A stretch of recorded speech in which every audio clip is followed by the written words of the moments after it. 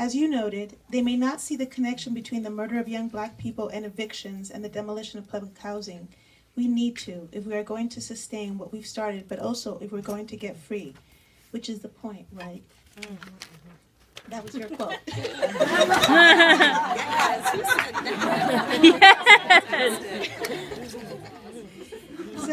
So my question. That's why I chose it. It was so good. So my question to you is, how do we go about doing this work in regards to queer and trans communities? Big questions. I know. Big questions. So here's the thing. So for us, when we started Black Lives Matter, we had kind of 3 fundamental assumptions.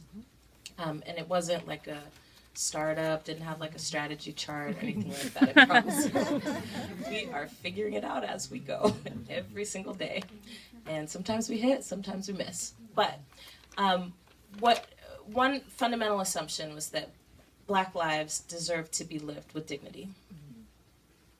Pretty simple. Second fundamental assumption, right, was that all Black lives deserve to live in dignity. Yeah? And so what that means for us, right, is that we wanted to and felt like it was important to push back against a narrow understanding of who Black people are and aren't, and what Black life actually looks like. And that there's this push, right, and I think this is part of this respectability politic, where there's this push to establish a way of Black living that's kind of like the Cosbys, but that's not us. And we're all really different. All Black people don't live the same, we don't look the same, we don't exist in the same way, right? And we wanted to create space for that. And then the third kind of assumption is that if we don't push back against these kinds of narratives, right, we'll continue to perpetuate them ourselves, and we'll tear ourselves up from the inside out. Yeah.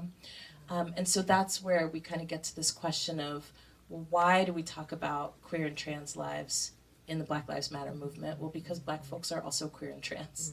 Yeah. And gender nonconforming, right? And for the sake of what? Our full and complete liberation. So, you know, I often joke and say that every Black person knows an auntie, an uncle that never was married, you know what I mean? And they had a roommate for a really long time, you know what I'm saying? But it's just like, it's not a foreign concept to us. But often we get talked to as if Black and gay are separate things.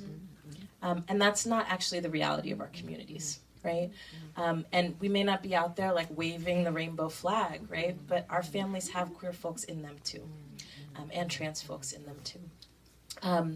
And also when we look at the conditions of Black queer folks, when we look at the conditions of Black trans folks, we see a lot more of what's the work that we need to do, right? Because to be Black and cisgendered is one thing, and not awesome. To be Black and queer is another thing, and it's not always awesome. And then to be Black and trans is a whole other thing, right? So when we talked about the conditions that folks are facing, it's really important to acknowledge, right, that that's the conditions that Black folks are facing are not conditions that everybody's facing across the board. That's why we don't do the all lives matter thing, or the like this and that life matters. It's like every life matters, y'all. Of course, every life matters. That's not the point, right? The point is, how do we actually get to a world where all lives matter? Well, we got to deal with the disparities, and Black folks, right, are at the losing end of a lot of these disparities.